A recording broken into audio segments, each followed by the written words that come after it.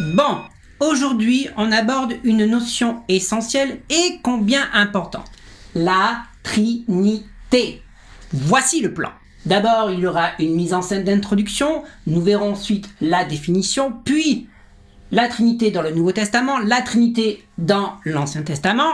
Pourquoi la Trinité est finalement logique? Une petite image pour mieux comprendre la Trinité, et enfin je répondrai à quelques questions récurrentes sur le sujet du type: pourquoi Jésus a-t-il dit que le Père était plus grand que lui? Pourquoi Jésus a dit que seul le Père connaissait la date de son retour? Bref, tu l'auras compris, ça va pas durer 2 minutes. Alors installe-toi, sors les popcorn, c'est parti. J'ai oublié, abonne-toi. Compliqué, la Trinité? Le Père est Dieu, le Fils est Dieu, l'Esprit est Dieu. Ah, je comprends. En fait, vous n'êtes pas monothéiste, vous êtes trithéiste. Vous croyez en 3 dieux? Mais non, 3 personnes, mais un seul Dieu. 3 en 1. Ah oui, comme le shampoing quoi, 3 en 1. Pas vraiment. Ah, je sais, comme l'eau. L'eau qui peut être glace, qui peut être liquide et qui peut être vapeur. C'est ça? C'est mieux, mais c'est pas vraiment ça. L'eau ne peut pas être à la fois liquide, à la fois vapeur et à la fois solide, contrairement au Père, au Fils, au Saint-Esprit, qui sont 3 personnes distinctes, mais bien un seul et même Dieu. Je comprends rien. Non, de toute façon, ce n'est pas parce que tu ne comprends pas que ça n'existe pas et que ce n'est pas vrai. C'est comme si je te parle de la géométrie riemannienne, tu n'en as peut-être jamais entendu parler. Si je te l'explique, tu risques peut-être de ne pas la comprendre, c'est pas pour autant qu'elle n'existe pas et qu'elle n'est pas vraie. Bref, je vais quand même essayer de t'expliquer tout ça. Quoi? La géométrie riemannienne? Mais non, la Trinité. Le problème, c'est qu'on veut souvent rationaliser les choses spirituelles et forcément, ça pose problème. Et c'est le cas de ceux qui rejettent la Trinité parce qu'ils disent qu'elle est incompréhensible, parce que mathématiquement impossible. 1 plus 1 plus 1 ne peut pas être égal à 1. La doctrine de la Trinité consiste à affirmer par la foi toutes les données bibliques concernant Dieu. Il n'y a qu'un seul Dieu, le Père est Dieu, le Fils est Dieu, il est distinct du Père, le Saint-Esprit est Dieu, il est distinct du Père et du Fils, il n'y a pas 3 dieux, mais un seul. Dans cet être divin et infini, il est 3 subsistances, le Père, la Parole ou le Fils, et l'Esprit Saint, qui sont d'une seule substance, puissance et éternelle. 3 subsistances, mais d'une seule substance. Faut bien faire la différence, hein. Chacune des subsistances qui forment la substance, chacune des subsistances possède toute l'essence divine, et cependant l'essence n'est pas divisée. Les 3 sont infinis, sans commencement, mais sont un seul Dieu, qui ne doit pas être divisé selon la nature ou l'être, mais distingué selon les propriétés particulières qui se révèlent dans leurs relations personnelles mutuelles. Ça va, tu suis toujours? Effectivement, le mot Trinité, du latin trinitas, ne se rencontre pas dans la Bible. Il apparaît pour la première fois au IIIe siècle, sous sa forme latine chez Tertullien et sous sa forme grecque chez Théophile d'Antioche, contemporain de Tertullien. Si le mot lui n'apparaît pas dans la Bible, la doctrine de la Trinité a cependant bien ses racines dans la Bible et particulièrement dans le Nouveau Testament. Cette doctrine répond à un besoin essentiel de la foi chrétienne: affirmer la nature divine du Christ tout en sauvegardant la foi au Dieu unique. Et oui, parce que les chrétiens ne sont pas trithéistes, on est bien monothéistes. La divinité de Jésus étant attestée, d'ailleurs tu peux regarder ma vidéo en cliquant juste ici, on voit Jésus prier son Père, ce qui le distingue clairement de lui. Au passage, prier, ça veut dire parler, donc prier Dieu, certains se disent mais si Jésus est Dieu, il prie Dieu, c'est un peu bizarre, Dieu qui prie Dieu, mais en fait prier c'est parler, donc Jésus a simplement parlé à son Père, le Fils parle à son Père, je vois pas où est le problème, hein. Donc on voit Jésus qui prie son Père, donc on a bien 2 personnes distinctes, donc Jésus se distingue bien de son Père, pourtant Jésus affirme aussi qu'ils ne font qu'un, donc il y a bien un seul Dieu, renfermant le mystère d'une pluralité. Dans Matthieu chapitre 3, au moment du baptême de Jésus, au verset 16, « Aussitôt après avoir été baptisé, Jésus sortit de l'eau. Alors le ciel s'ouvrit pour lui et il vit l'Esprit de Dieu descendre sous la forme d'une colombe et venir sur lui. En même temps, une voix venant du ciel fit entendre ces paroles, « Celui-ci est mon Fils bien-aimé, celui qui fait toute ma joie. » Donc on voit clairement dans ce passage les 3 personnes distinctes. On a Jésus qui est en train de se faire baptiser, on a le Père qui parle et qui dit « Celui-ci est mon Fils ». Donc si c'est mon Fils, c'est forcément le Père qui parle. Et on voit l'Esprit sous la forme d'une colombe qui descend sur Jésus. Donc on a bien le Père, le Fils et l'Esprit qui sont là, réunis. Dans ses dernières paroles, dans Matthieu chapitre 28 et au verset 19, Jésus lui-même va dire « Allez faire de toutes les nations des disciples, les baptisant au nom du Père, du Fils et du Saint-Esprit. » Et c'est important de souligner que « au nom » est au singulier. C'est pas au nom au pluriel, c'est pas dans les noms du Père, du Fils et du Saint-Esprit, c'est bien au nom au singulier, du Père, du Fils et du Saint-Esprit. Donc on a une unicité, une unité qui est là dans une pluralité. Au travers de ces deux versets, on voit très clairement que le Père, le Fils et l'Esprit sont des personnes distinctes, mais il y a bien un seul Dieu. D'ailleurs, on voit bien dans toutes les déclarations qu'a pu faire Jésus, Jésus n'a jamais affirmé être un deuxième Dieu, mais Jésus a affirmé être Dieu, tout simplement. Il affirme être le « je suis » qui a été révélé dans l'Ancien Testament. Un seul Dieu qui se manifeste en trois personnes distinctes. Donc c'est important de comprendre dans cette Trinité qu'il y a bien un seul Dieu, je l'ai dit, qui se distingue en trois personnes, ça je l'ai dit. Et donc il faut distinguer entre le Père, le Fils et le Saint-Esprit, mais il est impossible de les séparer. Donc il est important de comprendre que dans cette distinction que nous faisons entre le Père, le Fils et le Saint-Esprit, qu'il a bien un seul Dieu, ça on l'a dit, mais c'est une distinction sans séparation, donc on ne peut pas séparer le Père du Fils, le Fils du Saint-Esprit, l'Esprit du Fils, l'Esprit du Père, bref, ils sont trois personnes distinctes mais non séparables. Lorsqu'un des trois est présent, les trois sont présents. Jésus le déclare dans Jean 14 verset 9, « Celui qui m'a vu a vu le Père, comment dis-tu, montre-nous le Père ?» Jésus est un avec le Père, il va le redire également dans Jean 17, dans Jean 10 verset 3. Il est dans le Père est en lui. Paul va bien sûr l'affirmer dans Romains au chapitre 8 au verset 9, l'Esprit est un avec eux.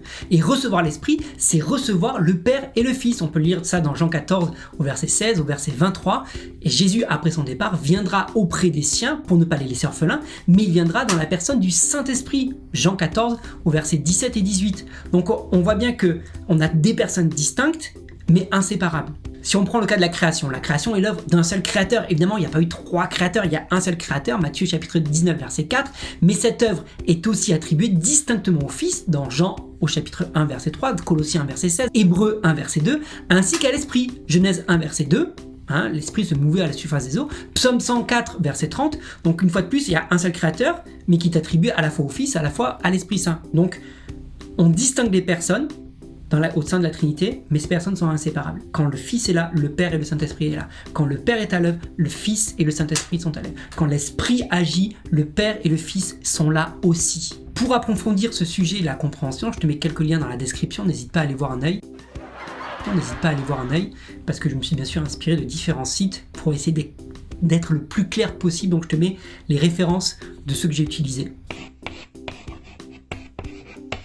Alors bien sûr, on peut se poser la question, est-ce que la Trinité est présente dans l'Ancien Testament ou est-ce que c'est quelque chose propre et unique au Nouveau Testament? Le concept sera évidemment pleinement révélé dans le Nouveau Testament en Jésus, évidemment, et comme Jésus est annoncé dans l'Ancien Testament mais pleinement révélé dans le Nouveau Testament, forcément la Trinité, elle aussi, ne peut pas être aussi évidente dans l'Ancien Testament que dans le Nouveau. Mais à la lumière du Nouveau Testament, on peut y voir les prémices dans l'Ancien Testament.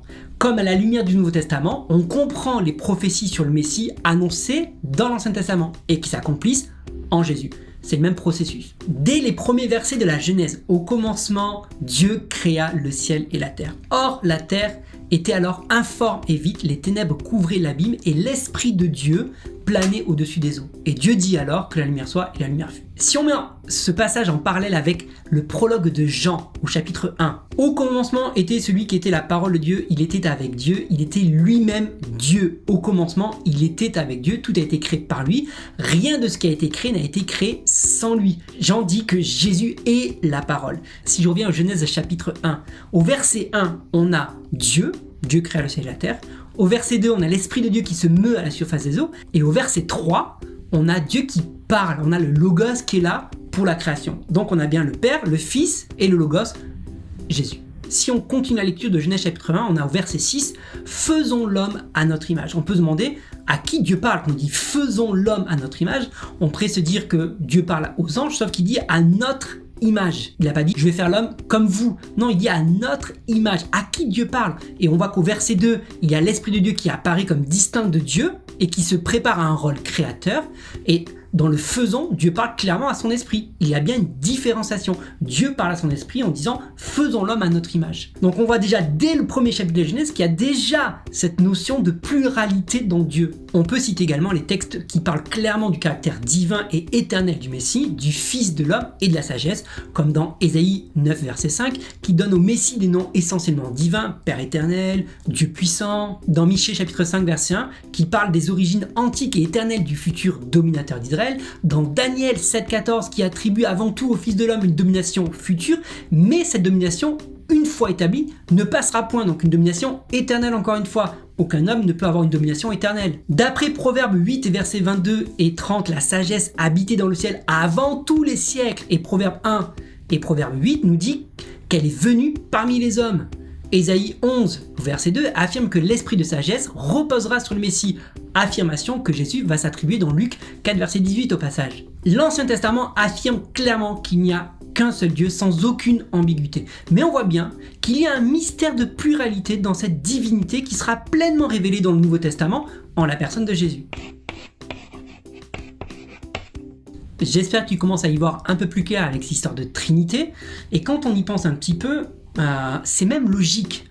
La Trinité de Dieu, elle s'explique assez facilement. J'aimerais t'apporter quelques arguments en faveur de la Trinité. La Bible affirme que Dieu est amour. Mais s'il n'y avait qu'une seule subsistance, comment Dieu pourrait-il être amour? Il aurait fallu que Dieu crée, commence à créer des êtres célestes, des êtres vivants pour pouvoir commencer à aimer. Et donc l'amour n'aurait pas fait partie intégrante de la nature de Dieu. Or, Dieu est amour, ça fait partie de sa nature. Et pour aimer, il faut avoir un objet.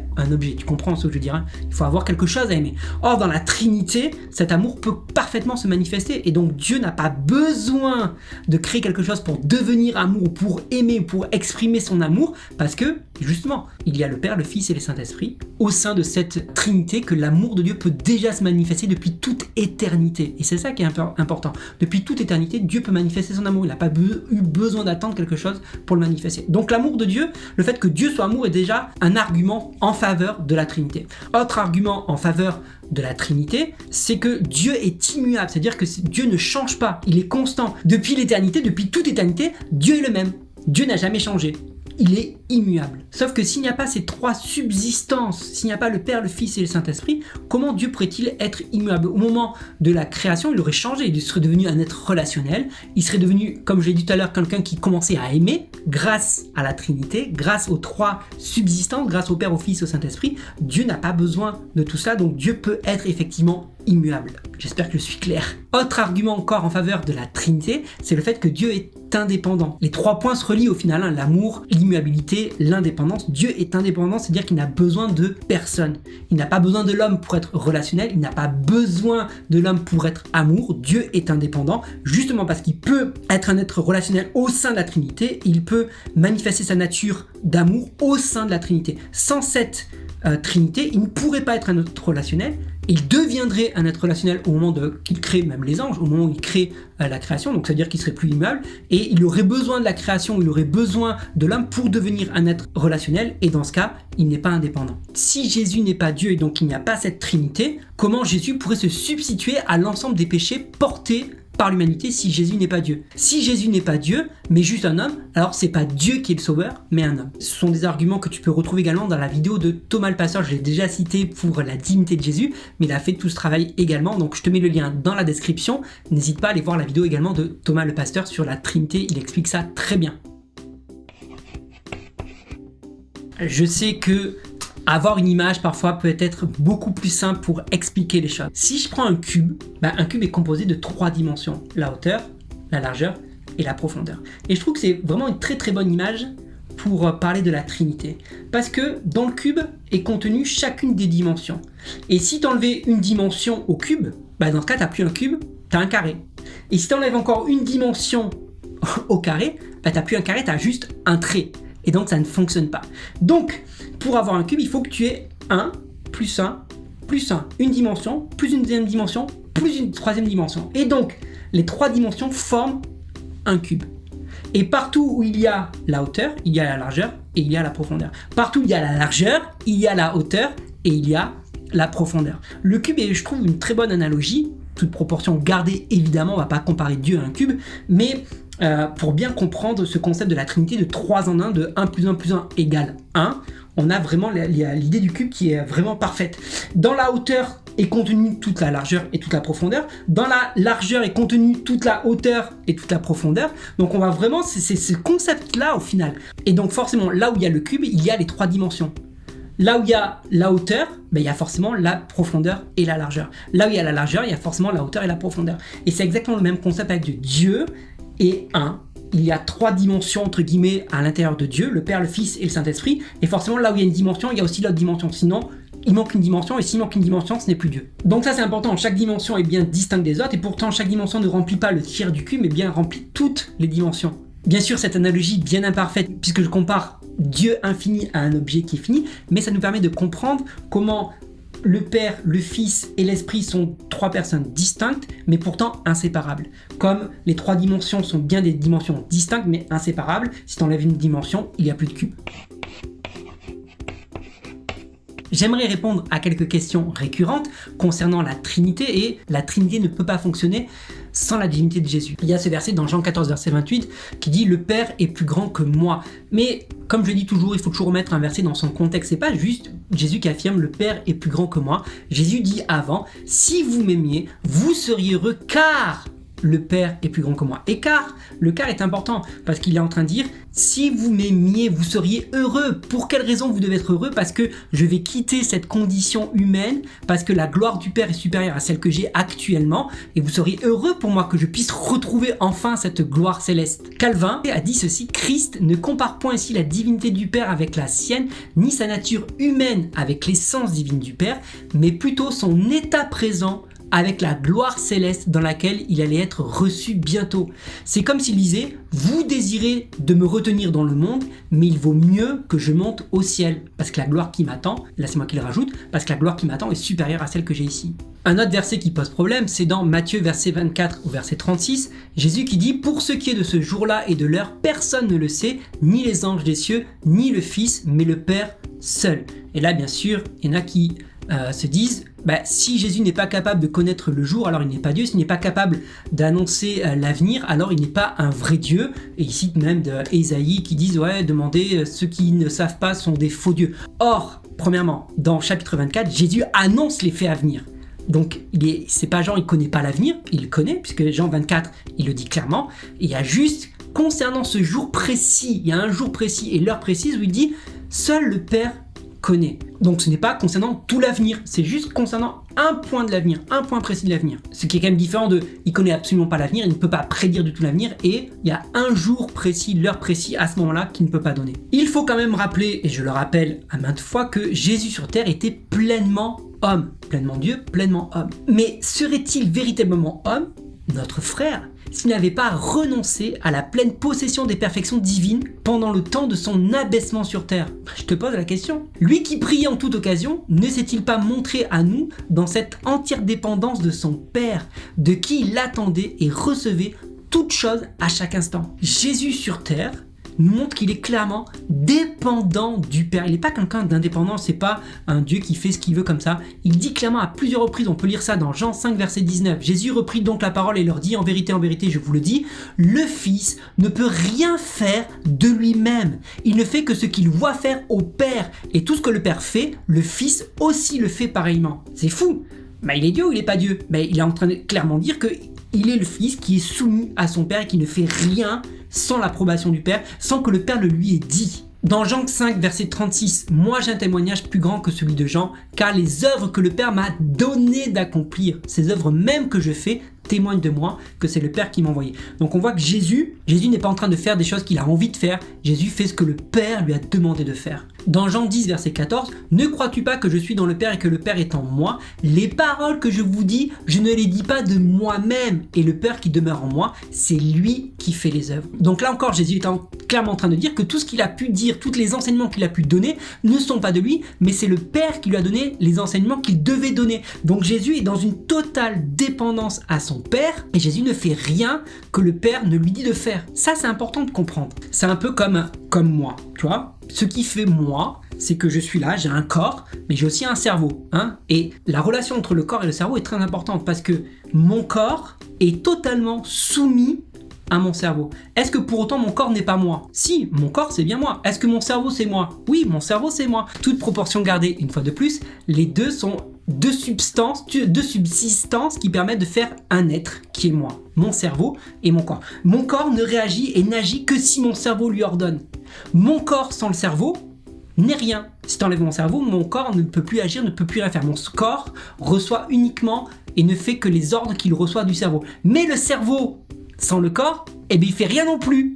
Hein, si j'enlève un cerveau que je le mets sur la table, il va rien se passer non plus. Donc le corps sans le cerveau n'est rien, mais le cerveau sans le corps n'est rien. Et c'est ce que Jésus dit au verset 10, dans Jean 10, verset 14. Les paroles que je vous dis, je ne les dis pas de moi-même, et le Père qui demeure en moi, c'est lui qui fait les œuvres. Donc il est clairement en train de dire, j'ai le Père en moi, c'est moi qui agis, vous me voyez agir, mais c'est lui qui agit au travers de moi. Jésus sans son Père n'est rien, mais le Père sans Jésus n'est rien. Parce que l'histoire du cube, si t'enlèves une des dimensions, il n'y a plus de cube. Donc le Père sans Jésus, il n'est rien, le Père sans le Fils, il n'est rien, le Fils sans l'Esprit, il n'est rien, l'Esprit sans le Père et le Fils, il n'est rien. Donc le fait que Jésus sur terre dise « Seul le Père connaît le jour du retour du Fils de l'homme », donc son propre retour à lui pour venir chercher son épouse, l'Église, je vois pas en réalité en quoi ça pose problème. Le Fils étant dépendant uniquement de Dieu et le Fils nous donnant les paroles que seul Dieu lui donne, si sur terre Dieu ne lui a pas donné ces paroles à dire, il ne le connaît pas. Je vois pas en quoi ça ferait que Jésus n'est pas Dieu pour autant. Je vois pas le problème en fait, puisque nous avons un seul Dieu qui se distingue en trois personnes. Jésus reçoit les informations de son Père et les applique sur terre. Au moment où Jésus parle, le Père ne lui a pas communiqué le jour de ce retour. Je vois pas le problème. Je me permets de faire une petite parenthèse. Je viens d'expliquer que Jésus était totalement soumis à son Père et entièrement dépendant de son Père. Et en réalité, quand tu regardes un peu l'ensemble de la Bible et quand tu prends un peu de recul, tu t'aperçois que c'est ce type de relation que Dieu voulait avec l'homme au moment de la création. Et que c'est pour cette raison dans Genèse chapitre 2 que Dieu demande à l'homme de ne pas manger de l'arbre qui donne la connaissance de ce qui est bon ou mauvais, pour que l'homme fasse confiance et soit complètement dépendant de Dieu. Seulement, l'homme a choisi l'indépendance et on voit le résultat aujourd'hui. Mais bon, ce n'est pas le sujet de cette vidéo, donc je passe. Ok, dernière chose qu'on peut opposer à Jésus en tant que Dieu, donc contre la Trinité aussi, c'est que dans Jean 17, verset 3, dans la prière que Jésus fait, il dit ceci: « La vie éternelle consiste à te connaître, toi le Dieu unique et véritable, et celui que tu as envoyé, Jésus-Christ. » Donc on a l'impression que Jésus est en train de dire, il y a Dieu, et moi je suis juste un envoyé de Dieu. Une fois de plus, si tu prends un verset que tu sors de son contexte, forcément tu peux faire dire n'importe quoi à ce verset. Pour comprendre ce que Jésus est en train de dire, il faut bien sûr lire la suite de la prière de Jésus, n'est-ce pas? Si tu t'arrêtes à ce verset-là, forcément tu peux lui faire dire beaucoup de choses. Je t'invite à relire tout le passage en entier, mais je te donnais les versets clés pour comprendre ce que Jésus dit juste avant. Au verset 5, il dit « Et maintenant, Père, revêt-moi de gloire en ta présence, donne-moi cette gloire que j'avais auprès de toi avant les origines du monde. » Donc Jésus n'est pas un homme qui a été envoyé sur terre, puisque Jésus était dans la gloire à côté du Père avant l'origine du monde. Donc Jésus est clairement en train de se faire Dieu. Une fois de plus, Jésus est Dieu. Et au verset 21, « Je te demande qu'ils soient tous un, comme toi, Père, tu es en moi, et comme moi, je suis en toi, qu'ils soient un en nous, pour que le monde croie que c'est toi qui m'as envoyé. » Donc Jésus, une fois de plus, est clairement en train de déclarer qu'il est dans le Père et que le Père est en lui. Ils ne font qu'un. Ils ne font qu'un. Donc au verset 3, Jésus est simplement en train d'affirmer qu'il n'y a bien qu'un seul Dieu, que lui-même n'est pas un Dieu à part de Dieu le Père, mais qu'ils sont bien qu'un seul. C'est ça que Jésus est en train d'affirmer. Il n'est pas en train de dire que lui ne serait pas Dieu. Il est juste en train de dire qu'il n'y a bien qu'un seul Dieu. Il affirme bien il n'y a qu'un seul Dieu. Pour conclure et pour résumer un peu toute cette vidéo sur la Trinité, ce qu'il faut retenir, c'est qu'il y a un seul Dieu qui se manifeste en trois personnes, le Père, le Fils et le Saint-Esprit. Les trois personnes sont distinctes. Le Père n'est pas le Fils n'est pas le Père, le Fils n'est pas l'Esprit, et l'Esprit n'est pas le Fils, et l'Esprit n'est pas le Père. Ce sont bien trois personnes distinctes, trois subsistances distinctes, mais il n'y a qu'une seule substance, et cette substance est inséparable. Là où il y a le Père, il y a le Fils, là où il y a le Fils, il y a l'Esprit, là où il y a l'Esprit, il y a le Fils et le Père. Trois subsistances inséparables en une seule substance. Et je pense que une des meilleures images, souviens-toi du cube. Il y a trois dimensions qui sont inséparables. Si tu enlèves une des dimensions, ce n'est plus un cube. J'espère que cette vidéo t'aura aidé à mieux comprendre le concept de la Trinité. Si c'est le cas, clique sur le pouce, laisse-moi un commentaire et abonne-toi. Tu as juste à cliquer sur ma tête là-dessous. Fais-le avec ton doigt, avec ta souris, ce que tu veux, fais-le.